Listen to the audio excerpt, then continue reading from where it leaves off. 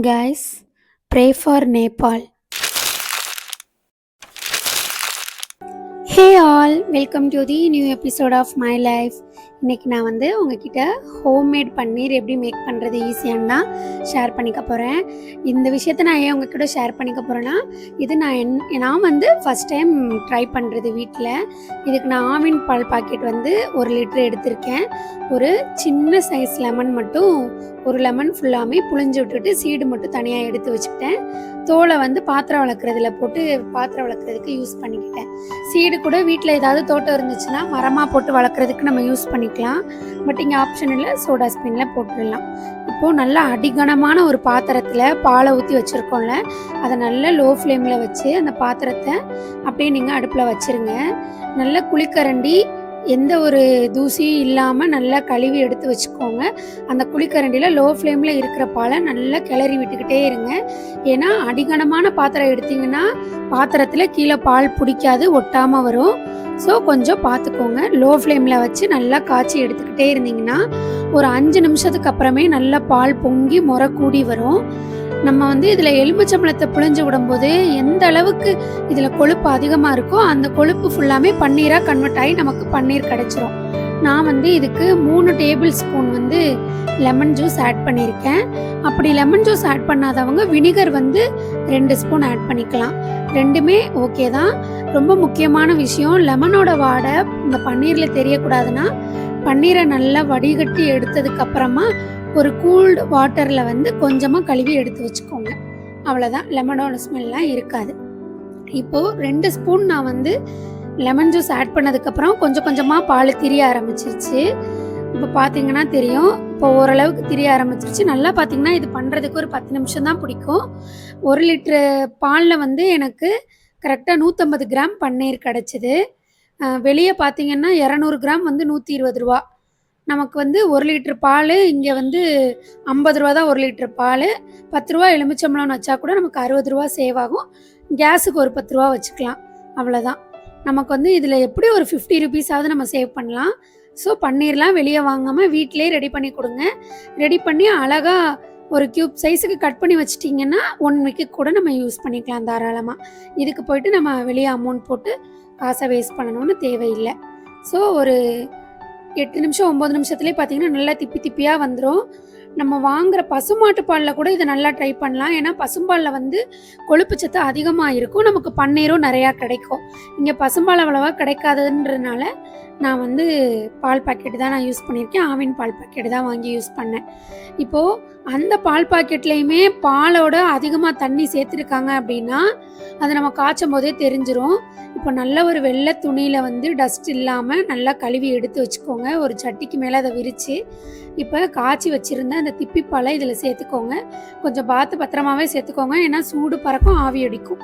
ஓரளவுக்கு அம்புட்டையுமே அந்த துணியில் நீங்கள் கன்வெர்ட் பண்ணிவிட்டு துணியை எல்லாத்தையுமே ஓரளவுக்கு சுற்றி பிடிச்சி எடுத்திங்கன்னா அதிலேருந்து எல்லா பாலும் மிச்சமானது எல்லாமே வடிஞ்சிரும். ஓரளவுக்கு நமக்கு பன்னீர் இந்த அளவுக்கு காய்ச்சினா போதும். நீங்கள் எப்படி கண்டுபிடிக்கலான்னா, வெள்ளையாக இருக்கிற பாலே இப்போ பார்த்தீங்கன்னா தெரியும், நல்லா லைட் ஒரு எல்லோவாகவும் ஒரு க்ரீனும் கலந்த மாதிரி இருக்கும். இந்த பக்குவம் நம்ம அடுப்பை அமர்த்திடணும். ரொம்பையும் நம்ம அடுப்பில் வச்சு பன்னீர் வரணும்னு வச்சுக்கிட்டே இருந்தனாலும் பன்னீர் ஹார்டாயிரும். அதே மாதிரி தண்ணி ஃபுல்லாமே வடித்து எடுத்ததுக்கப்புறம் மறுபடியும் அந்த துணியை நல்லா இறுக்கமாக புழிஞ்சு அதுக்கு மேலே நம்ம சின்னதாக ஒரு வெயிட்டை தூக்கி வச்சுருங்க. ஒரு 60 நிமிஷம் வச்சிங்கன்னா அதில் இருக்கிற இன்னும் கொஞ்சம் தண்ணியுமே வடிஞ்சு வந்துடும். இதையுமே ரொம்ப நேரம் வெயிட் வச்சு பண்ணிங்கன்னா பன்னீர் ஹார்டாயிரும். ஸோ கரெக்டாக டைம் பார்த்துக்கோங்க, டைமை கனெக்ட் பண்ணி நீங்கள் எடுத்துக்கோங்க. 60 நிமிஷம் கழித்து நீங்கள் பார்த்தீங்கன்னா சூப்பரான பன்னீர் ரெடி ஆயிரும். 150 கிராம் இருந்தது. இந்த பாலை கூட செடிக்கு நம்ம ஊற்றிடலாம். செடி எதுவும் வளர்க்குறதுக்கு வாய்ப்பு இல்லை அப்படின்னா நம்ம கீழே ஊற்ற வேண்டியதான். இப்போது அந்த பன்னீரை ஒரு பிளாஸ்டிக் பவுலில் சேர்த்துக்கோங்க. நீங்கள் பன்னீரை எடுத்து பார்த்தீங்கன்னா நல்லா சாஃப்டாகவே இருக்கும். கரெக்டாக பக்குவமாக பண்ணிங்கன்னா எல்லாமே வீட்டிலே பண்ணிடலாம். ஓகே, இந்த மாதிரி நீங்களும் ரெடி பண்ணிடுங்க. செகண்ட் டிப்ஸ் என்னன்னு பார்க்கலாமா? எப்பயுமே வீட்டுக்கு கம்பு தோசை அரைக்கிறதுக்காக கம்பு வாங்குவோம். இந்த வட்டம் நாட்டுக்கம்பு வாங்கியிருந்தோம். நாட்டுக்கம்பு பார்த்தீங்கன்னா நல்ல பொடுசாக இருக்கும், குட்டி குட்டியாக தான் இருக்கும். இன்னொரு விதமான கம்பு பார்த்தீங்கன்னா நல்ல பெரிய சைஸாகவே இருக்கும். ஸோ நம்ம வீட்டுக்கு மந்த்லி பட்ஜெட் போடும்போதே இந்த மாதிரி கம்பு மாவெல்லாம் வாங்குறதுக்கு பதிலாக கம்பு வாங்கி வச்சு ராவாக நம்ம கிரைண்டர்லேயோ இல்லை வந்து ரைஸ் மில்லில் கொடுத்து அரைச்சி எடுக்கிறது நல்லது. இப்போ நான் கரெக்டாக 100 வந்து பிடிக்கிற அளவுக்கு ஒரு சின்ன டம்ளர் மட்டும்தான் சேர்த்துருக்கேன். அதை நான் வந்து எந்த ஒரு வடைச்சட்டியில் எண்ணெய் எதுவுமே ஊற்றாமல் நல்லா ட்ரை ரோஸ்ட்டு லோ ஃப்ளேமில் வச்சு நல்லா வறுப்பட்டு வச்சுக்கோங்க. கம்பை வறுக்கும் போது லேசாக ஒரு ஸ்மெல் வரும், அதை நோட் பண்ணிங்கன்னா தெரியும். ரொம்பையும் வறுப்பட்டுறக்கூடாது, அதுக்காக கம்பு கருகிடவும் கூடாது. ஓரளவுக்கு நல்லா வறுப்பட்டதுக்கப்புறம் அப்படியே அதை ஒரு பிளேட்டுக்கு நல்லா மாற்றி ஒரு 5 நிமிஷம் இல்லை ஒரு 7 நிமிஷம் மட்டும் ஆற விட்டுக்கோங்க. அதே வடைச்சட்டியில் என்ன பண்ணுறீங்கன்னா, நம்ம எந்த டம்ளரில் வந்து அளந்தோமோ கம்பு, அதே டம்ளரில் 2 டம்ளர் தண்ணி எடுத்துக்கோங்க. நான் அந்த 2 டம்ளர் தண்ணி அந்த வடைச்சட்டியில் ஊற்றி அதுக்கு வந்து ஒரு 3 ஸ்பூனு நாட்டு சக்கரை வந்து சேர்த்துருக்கேன். வீட்டில் வெல்லம் இல்லை, முடிஞ்சிருச்சு, அதனால் நான் நாட்டு சக்கரை தான் சேர்த்துருக்கேன். நல்லா 2 டம்ளர் தண்ணியை ஊற்றிட்டு அதுக்கப்புறம் அதுக்கு ஒரு 3 ஸ்பூன் வந்து நாட்டு சக்கரை சேர்த்துக்கோங்க. இதில் ஏலக்காய் பொடியோ எதுவுமே போட தேவையில்லை. 3 ஸ்பூன் நாட்டு சக்கரை போட்டதுக்கப்புறம் நல்லா லோ ஃப்ளேமில் வச்சிங்கன்னா நல்லா கலந்து விட்டிங்கன்னா ஓரளவுக்கு ஒரு 2 செகண்ட்லேயே நல்லா கொதி வந்துடும். வெள்ளையாக நுர கூடி வரும். கண்டிப்பாக என்ன பண்ணணும்னா நாட்டு சக்கரையை அப்போ வடிகட்டணும். வெள்ளையாக நுர கூடி வந்தாலே டஸ்ட் இருக்குன்னு அர்த்தம். வடிகட்டி தனியாக எடுத்து வச்சுக்கோங்க. இப்போது 5 பாதாம், 5 முந்திரி, 3 ஏலக்காய், இதை நான் ஒரு தனியாக ஒரு பிளேட்டில் எடுத்து வச்சுருக்கேன். இதை ட்ரை ரோஸ்ட்லாம் பண்ண தேவையில்லை, ராவாகவே கம்பு கூட போட்டு அரைச்சிக்கலாம். இதை நம்ம சேர்க்கும் போது நமக்கு ஹை ப்ரோட்டீன் நமக்கு கிடைக்கும். கம்பு உடம்புக்கு நல்லது. இருக்கிறதுலே உடம்பு ரொம்ப ஹீட்டாக இருக்குது அப்படின்னு நினைக்கிறவங்க கம்பை அதிகமாக யூஸ் பண்ணிங்கன்னா உடம்பு ரொம்ப நல்லாயிருக்கும். இப்போ நல்லா ஆறின கம்பை வந்து மிக்சர் ஜாரில் சேர்த்துக்கோங்க. நம்ம வந்து 100 எடுத்திருக்கோம். எதனால அப்படின்னா, இது நான் ஃபஸ்ட் டைம் ட்ரை பண்ணுறேன். வீட்டில் இருக்கவங்க எல்லோரும் சாப்பிட்றாங்களா என்னென்னு எனக்கு தெரியல. வேஸ்ட் ஆக்க வேண்டான்றதுக்காக கொஞ்சமாக ட்ரை பண்ணிவிட்டு அதுக்கடுத்து நல்லா சாப்பிட்றாங்க, இது ஓகே அப்படின்னா நம்ம எல்லாமே பண்ணிக்கலாம். இப்போ நம்ம இதை வந்து ஒரு சின்ன மிக்சி ஜாரில் நல்லா ஃபைன் பவுடராக அரைச்சி எடுத்துக்கோங்க. அப்படி அரைச்சி எடுத்துட்டிங்கன்னா நமக்கு வந்து லட்டு சாப்பிடும்போது ஒரு மாதிரி மொறுமொறுன்னு இருக்காது. நல்லா ஃபைன் பவுடராக அரைச்சிங்கன்னா தான் உருண்டை பிடிக்கும்போது கூட கிராக் வராது. ஓரளவுக்கு ஃபைன் பவுடராக அரைச்சிட்டு இதில் நெய்யோ ஆயிலோ எதுவுமே சேர்க்க தேவையில்லை. வடிகட்டி வச்சுருந்த வெள்ளைப்பாகை மட்டும் கொஞ்சம் கொஞ்சமாக ஆட் பண்ணி ஓரளவுக்கு உருண்டை ஷேப்புக்கு பிடிக்கும் போது கொஞ்சம் இறுக்கம் கொடுத்து பிடிச்சிங்கன்னா நல்லா ரவுண்ட் ஷேப்புக்கு வரும், கீரலும் இருக்காது. இதை ஒரு பிளேட்டுக்கு நான் மாற்றிட்டேன். மிக்சியில் போட்டு அரைக்கும் போதே அந்த சூடு இருக்கும், வெள்ளைப்பாகு காய்ச்சின சூடும் இருக்கும். ஸோ நம்ம என்ன பண்ணணும்னா கொஞ்சமாக மிதமான சூடு இருக்கும் போதே நீங்கள் பிடிச்சி வச்சுக்கிட்டிங்கன்னா ஓரளவுக்கு லட்டு நல்லாவே வந்துடும். இதை செய்கிறதுக்கு பார்த்தீங்கன்னா ரொம்ப நேரம் கூட எடுக்காது.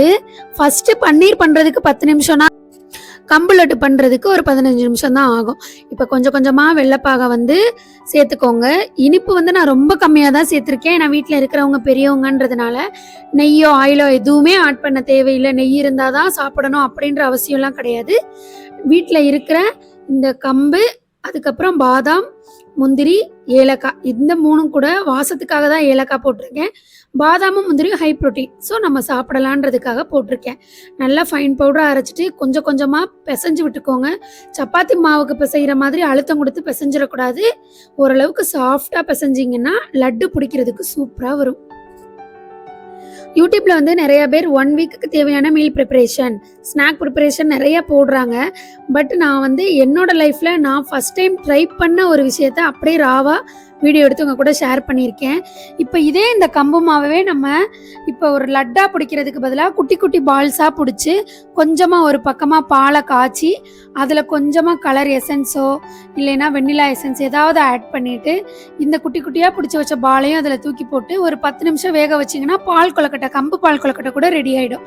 அவ்வளோதான். நம்ம நார்மலாக வீட்டில் பண்ணுற மாவில் என்னென்ன பண்ணுறோமோ அது எல்லாத்துலேயுமே இந்த திணை வகைகளையுமே நம்ம பண்ணலாம். ஸோ இந்த மாதிரி ரெடி பண்ணி சாப்பிடும்போது உடம்புக்கும் நல்லது, கிட்ஸுமே நல்லா விரும்பி சாப்பிட்ருவாங்க. நான் அதிகமாக சுகரும் இனிப்பும் சேர்த்துக்கல, ரொம்ப வாசம் இருக்கிறதுக்காக ரொம்ப ஏலக்காவும் சேர்த்துக்கல. எல்லாமே ஒரு மினிமல் குவான்டிட்டியில் தான் போட்டு, குவான்டிட்டியும் பார்த்தீங்கன்னா 6 லட்டு வர்ற அளவுக்கு தான் நான் செஞ்சுருந்தேனே. இது வந்து ஒரு நாள் இல்லை 2 நாள்லேயே காலி ஆகிடும். இதுக்கடுத்து இவங்க நல்லா இதை சாப்பிட்றாங்க அப்படின்ற பட்சத்தில் இதை நம்ம அதிகமாகவே சேர்த்து செஞ்சு வச்சுக்கலாம். எனக்கு தெரிஞ்ச இது 10 நிமிஷம் வேலைன்றதுனால ஒரு வாரத்துக்கு இதை செய்கிறதுக்கு பதிலாக ஒரு 2 நாளைக்கு ஒருக்க செஞ்சு சாப்பிட்டோன்னா கூட நமக்கு ரொம்ப நல்லாயிருக்கும்.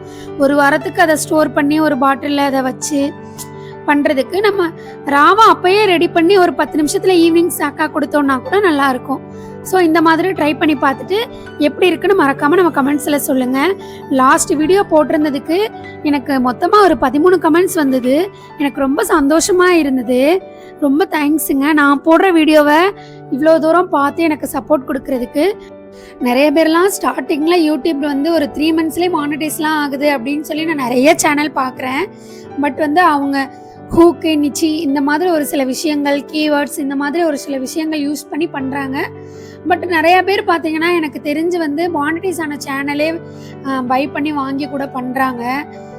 It's okay, believe in your self.